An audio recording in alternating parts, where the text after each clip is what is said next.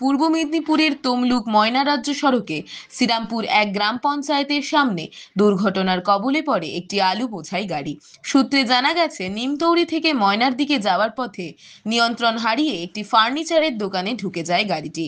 গাড়ির চালক পলাতক। দুর্ঘটনার ফলে দোকানে আংশিক ক্ষতি হলেও কোনো প্রাণহানির খবর মেলেনি। হঠাৎ এই ঘটনায় এলাকায় চাঞ্চল্য ছড়িয়েছে।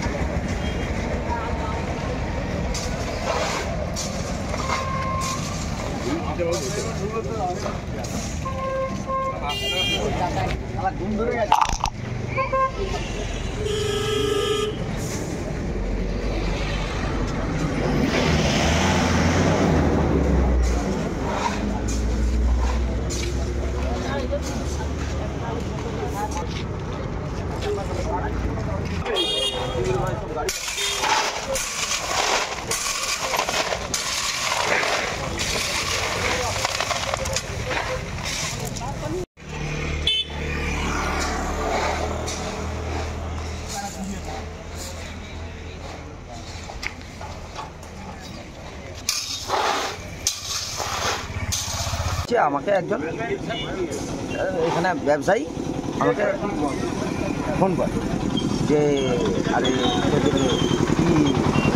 বাড়িতে দোকান ঘরে ঢুকে গেছে, গাড়ি ঢুকে গেছে আলুর গাড়ি। তখন আমি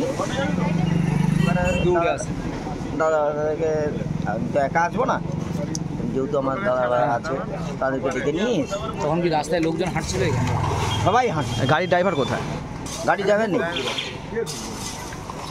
এবার কি যেটা এসে দেখলাম, সে এই আমাদের এখানকার পাইকার আর ব্যবসাও করে এখানে, সন্ধ্যা সাহু বলে।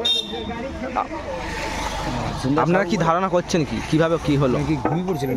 ওটা আপনার ধারণা তো বাড়িতে আছি, মানে রাত্রিতে ওটা জানার কোনো আমরাও জানতে পারবো না।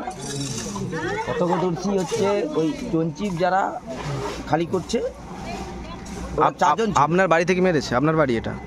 আপনার নাম? আমার নাম সঞ্জীব রাও। জায়গার নাম কি? শ্রীরামপুর।